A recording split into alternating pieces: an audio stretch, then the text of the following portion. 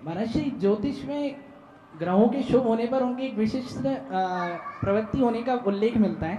महाराज जी, जब आपको देखते हैं तो ये बात है कि वो सारे जो 9 ग्रहों के विशिष्ट गुण बताए गए, जैसे कि सूर्य सबको समदृष्टि रखने वाले, चंद्रमा के समान सबको अपार वत्सल प्रदान करने वाले, बुद्धि के समान तीक्ष्ण बुद्धि धारण करने वाले, मंगल के समान जब भी कोई बात आगम विरुद्ध आती तो उसका तुरंत नाश करने वाले अपने ज्ञान से, गुरु के समान जहाँ आपकी दृष्टि बढ़ जाए वहाँ सदैव अमृत बरसने लग जाता है, सभी को पता है।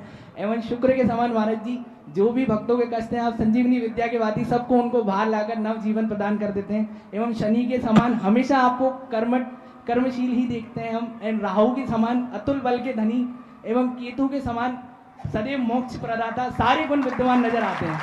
क्या बात। महाराज जी, मैं ये सोचता था कि ये गुण कहीं मिलेंगे भी, किस महापुरुष में मिलेंगे। मैं इतना भाग्यशाली हूँ कि मेरे को आप गुरु के समान प्राप्त हुए जिनमें सारे गुण विद्यमान हैं। जिज्ञासा ये है, बोलो। महाराज जी, अशुभ कर्म के उदय के समय में ज्योतिष वास्तु की क्या उपयोगिता है?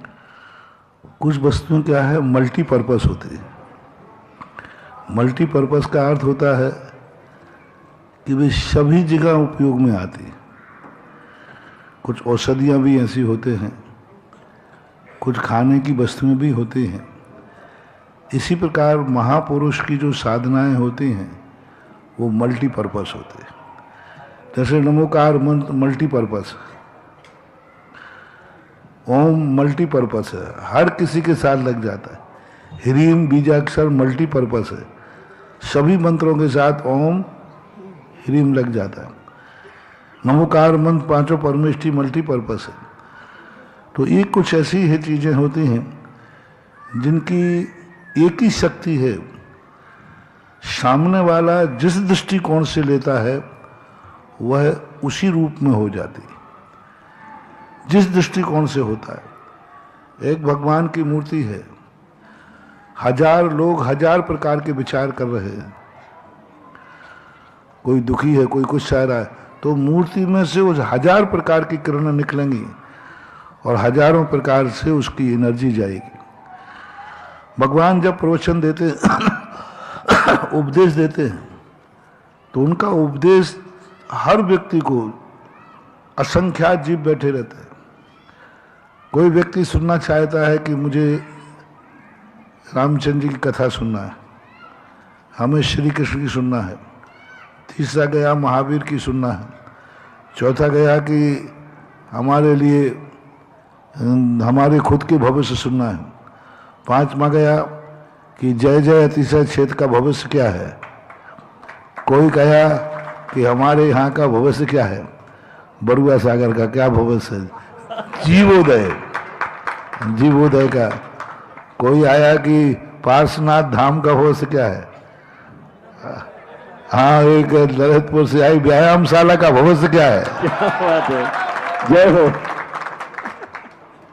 तो अब ये जितने विकल्प आए, भगवान की वाणी एक ही है लेकिन सबको अलग अलग सुनाई पड़ती है। वो राम की कथा सुन रहा है, वो श्री कृष्ण की कथा सुन रहा है। दोनों कहा महाराज जी ने आज रामचंद्र जी कथा, दूसरा कहता गलत बोल रहे हो, श्री कृष्ण की कथा सुनाई। यानी इतने प्रकार का भाषा स्वभाव परिणाम गुणे प्रयोज्य है। श्रोताओं के अनुसार भगवान के मुख से निकली हुई एक वाणी नाना अर्थ को देने वाली होती है।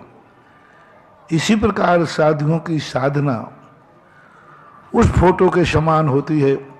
कुछ फोटो ऐसी उतरती हैं कि किसी भी से कोने से देखो ऐसे लगता है वो मेरी तरफ देख रही है। कुछ फोटो के एंगल होते हैं ऐसे ही साधु का एंगल होता है।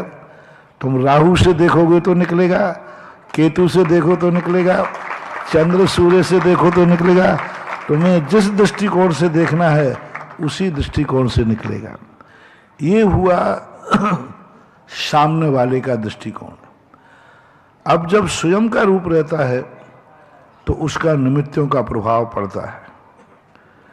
निमित्त जो संकेत देते हैं उन संकेतों के अनुसार व्यक्ति के जीवन का प्रभाव, क्योंकि ये निमित्त कहलाते हैं।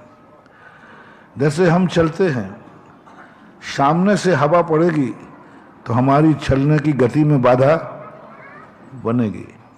ऐसे ही ग्रह हमारा कुछ अच्छा बुरा नहीं करते हैं। ग्रह जो हैं हमें संकेत देते हैं।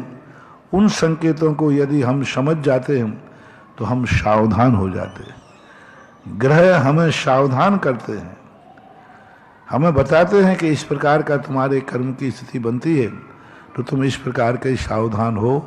इसलिए ग्रहों की चर्चा जैन शास्त्रों में भी है, जिनवाणी में भी है। समझने की जरूरत है, बाकी उसकी उपयोगिता होती है। महाराज जी के चरणों में नमस्तु, छल्लक जी के चरणों में एक बार नमस्तु। मेरा प्रश्न ये है कि ठंडे वस्त्र में मन को कैसे रखें? ठंडे बस्ते में मन को कैसे रखें? ठंडे बस्ते में मन को कैसे रखें? और बस्ते में थोड़ी गर्म चीज रख देना। अब बाकी ऐसा है, मन को ठंडा कैसे रखें ये बोलो। तो मन को ठंडा रखने का यही है कि तुम बच्चे हो, बड़ों की आज्ञा मानना चाहिए। बड़े जैसा कहें वैसा करोगे तो मन सदा ठंडे बस्ते में रखा रहेगा। किसी समय कोई सद निमित्त पाकर मन संसार सभी भोगों से उदास हो जाता है और कभी किसी समय असक्त हो जाता है। गुरुदेव, अपने भावों को आत्म कल्याण के लिए कैसे स्थायी बना करके रखूं? जब व्यक्ति ठोकर खाता है तो वैराग्य को प्राप्त हो जाता है, और थोड़ी से अच्छे दिन आते हैं तो आसक्ति को प्राप्त हो जाता है। लोमड़ी को अंगूर नहीं मिलते हैं तो वैराग्य हो जाता है, और मिल जाए तो चपाचप खा जाती है। तो ऐसे ही इसमें साथ वैराग्य होता है। जब कोई व्यक्ति चारों तरफ से धोखा हो जाए। नमस्ते महाराज जी, जैन धर्म के अनुसार स्वार्थी की परिभाषा क्या मानी जाए?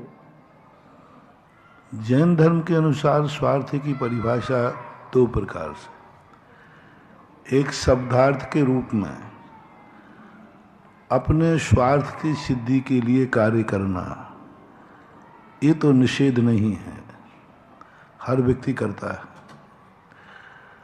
लेकिन एक जो सांसारिक स्वार्थी की परिभाषा है, स्वार्थी जिसे बदमाश को बोलते हैं, वो स्वार्थी कैसा होता है? दूसरे का विनाश करके अपना कार्य सीधा करना, वो स्वार्थ जो है वह निकृष्ट कहलाता है। दूसरे के विनाश के बिना हमारे कार्य की सिद्धि हो, वो स्वार्थ गलत नहीं है। लेकिन प्रायः संसार में देखा जाता है कि अपने स्वार्थ के कारण व्यक्ति सामने वाले की जिंदगी बर्बाद कर देता है, दूसरे को मिटा देता है, दूसरे को लूट लेता है, दूसरे को मार देता है, दूसरे को झूठ बोल देता है। तो ये स्वार्थ जो हैं गलत हैं, अहितकारी हैं।